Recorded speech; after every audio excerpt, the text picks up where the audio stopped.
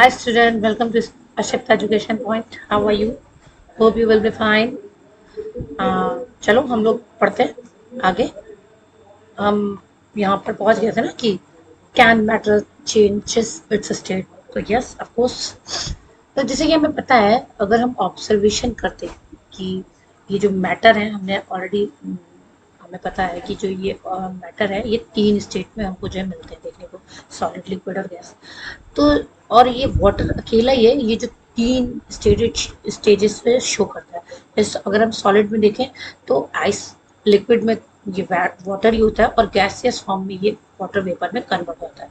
तो होता क्या है, हम जब हमें बता रहे हैं कि होता क्या है, आखिर ये जो मैटर होते हैं ये अपनी स्टेट चेंज कैसे करते हैं। तो देखो, जब जो है ये स्टेट अपनी चेंज करेंगे तो उस समय इनके पार्टिकल्स में बीच में क्या होता है, या जब ये चेंज करते हैं तो इसमें क्या चेंजेस आते हैं, और इन सारे क्वेश्चंस का आंसर हमें इसमें आगे मिलेगा। यहाँ से हमने क्या किया, यहाँ पे ये देखो इधर वाला, ये हमने एक एक्टिविटी की है, एक इस तरह का सेटअप लगाया है, ये देखो यहाँ पे। और ये सेटअप है, ये देखो ये लगाया हुआ है। और इस सेटअप में यहाँ पे ये एक स्टैंड है, इसमें हमने एक स्टोव लगाया है, स्टोव पे एक बीकर रखा है, और बीकर में हमने क्या किया, कुछ आइस डाल दिया है ना। और आइस डालने के साथ यहाँ पे एक हमने थर्मामीटर लगा दिया, ये क्लिनिकल थर्मामीटर हमने यहाँ यूज़ किया है, ठीक है।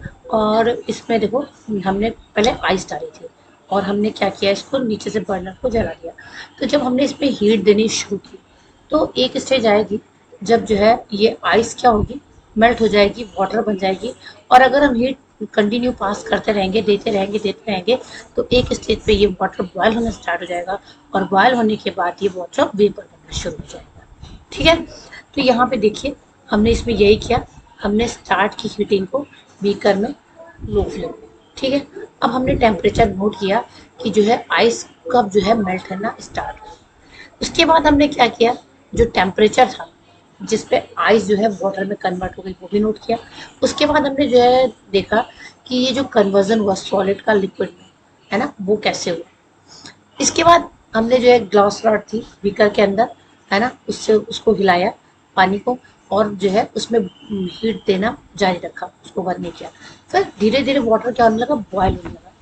इसके बाद हमने क्या किया, थर्मामीटर से जो है उसकी रीडिंग देखी कि क्या है, किस स्टेज पे आके जो है वाटर ज़्यादा बॉयल हुआ, वो वेपराइज होना स्टार्ट हो गया।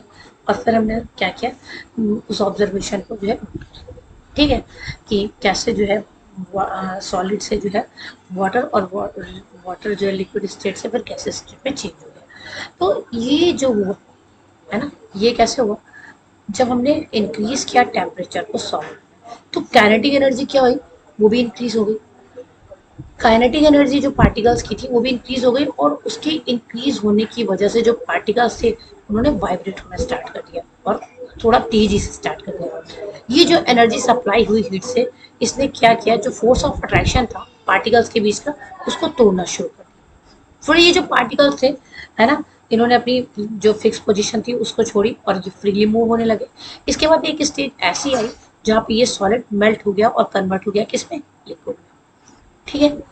इसके बाद ये जो मिनिमम टेम्परेचर था जिस पे जो सॉलिड है मेल्ट हो जाता है और एक लिक्विड बन जाता है एटमॉस्फेरिक प्रेशर पे, इसे हम क्या कहते हैं, मेल्टिंग पॉइंट कहते हैं। तो मेल्टिंग पॉइंट क्या है, मेल्टिंग पॉइंट है, melting point of a solid is an indication of the strength of the force of attraction between its particle. तो जो मेल्टिंग पॉइंट है सॉलिड का, बताता है कि जो फोर्स ऑफ अट्रैक्शन है पार्टिकल्स के बीच का, वो कैसा हो गया है, वो कम है या ज़्यादा है, इसकी ओर इशारा करता है।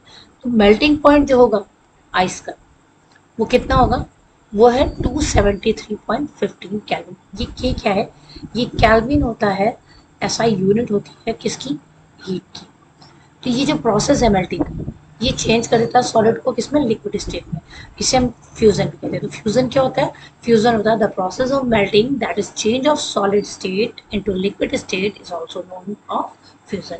यानी कि वो प्रक्रिया जिसमें जो है मेल्टिंग पॉइंट चेंज कर देता है सॉलिड स्टेट को किसमें, लिक्विड स्टेट में, उसे हम क्या कहते हैं, फ्यूजन कहते हैं। तो जब एक सॉलिड मेल्ट होती है, ठीक है, इसका जो टेम्परेचर है सेम ही रहता है, हमने जब टेम्परेचर देना हीट देना शुरू किया था, तो जब आइस थी, तो जिस हीट पे हम आइस मतलब आइस के टाइम पे जो सप्लाई कर रहे थे, है ना, और जब आइस मेल्ट हुई उसके बाद भी हमने सेम ही हीट सप्लाई की। तो जब वो सेम थी, टेम्परेचर सेम था, तो फिर ये हीट कहाँ गई? क्योंकि जब आइस मेल्ट होती तो उसका जो है टेम्परेचर थर्मामीटर में राइज नहीं हुआ था। तो हुआ क्या, हमने देखा कि ये जो एक्सपेरिमेंट था जिसमें मेल्टिंग हुई थी, तो जो टेम्परेचर था वो चेंज नहीं हुआ था मेल्टिंग पॉइंट पे पहुंचने के बाद भी, जब जो है आइस टोटली मेल्ट हो गई थी। तो होता क्या है, अगर हम कंटिन्यूस में हीट दे रहे हैं तो वो हीट क्या करती है, वो ब्रेक करती है इसके फोर्स ऑफ अट्रैक्शन। और चूंकि हम कंटिन्यूस अप्लाई करेंगे तो वो क्या करेगी, ये जो हीट यूज होगी किसमें, चेंज करने में इसके स्टेट को, है ना, और इनके बीच में जो फोर्स ऑफ अट्रैक्शन है पार्टिकल्स के बीच में, उनको ब्रेक करने में। इसके बाद ये हीट एनर्जी एब्सॉर्ब जाती है ना, आइस से, बिना टेम्परेचर को राइज किए, और इसे हम कंसीडर करते हैं hidden into the containment of beaker, है ना। और इसे ही हम लोग जानते हैं क्या, लेटेंट हाइट या छिपी हुई ऊष्मा के रूप में। ये जो वर्ड है लेटेंट, इसका मतलब होता है हिडन, यानी कि छिपा हुआ। तो जो अमाउंट ऑफ हीट एनर्जी होती है जो हमें रिक्वायर्ड होती है चेंज करने के लिए 1 kg ऑफ सॉलिड को किसमें, लिक्विड में चेंज करने के लिए, किसमें, एट एटमॉस्फेरिक प्रेशर पर। तो जो इसका मेल्टिंग पॉइंट होगा उसे हम क्या कहेंगे, लेटेंट हीट ऑफ फ्यूजन, है ना। इसके मेल्टिंग, ये जो अमाउंट ऑफ हीट एनर्जी जो हमें जरूरी थी, जिसकी हमें आवश्यकता थी ये चेंज करने के लिए 1 किलोग्राम ऑफ सॉलिड को किसमें, लिक्विड में चेंज करने के लिए एटमॉस्फेरिक प्रेशर पर, है ना, उसके मेल्टिंग पॉइंट। तो उससे हम क्या कहेंगे, उसे हम कहेंगे लेटेंट हीट ऑफ फ्यूजन। तो what is latent heat of fusion, तो the amount of heat energy that is required to change 1 kg of solid into liquid at atmospheric pressure and its melting point is known as latent heat. इसको जो है underline कर लेना।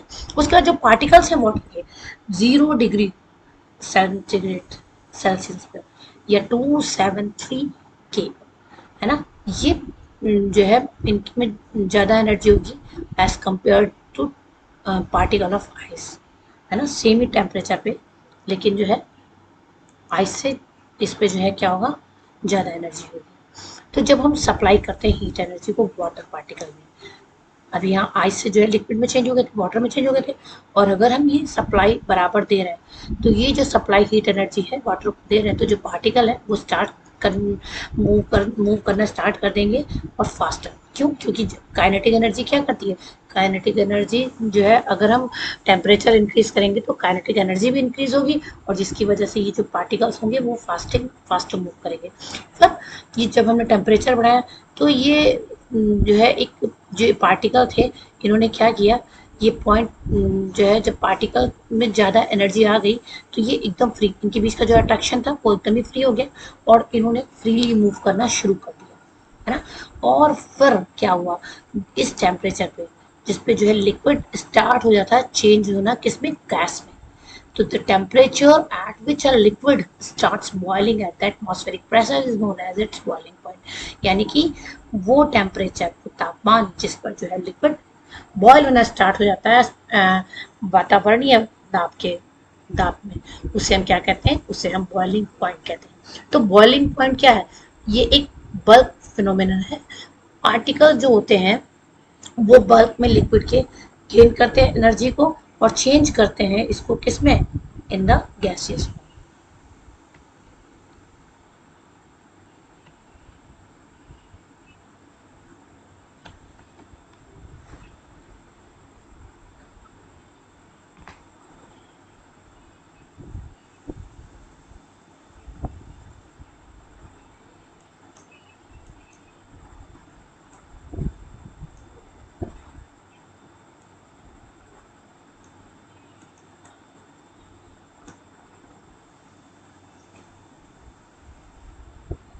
ठीक है,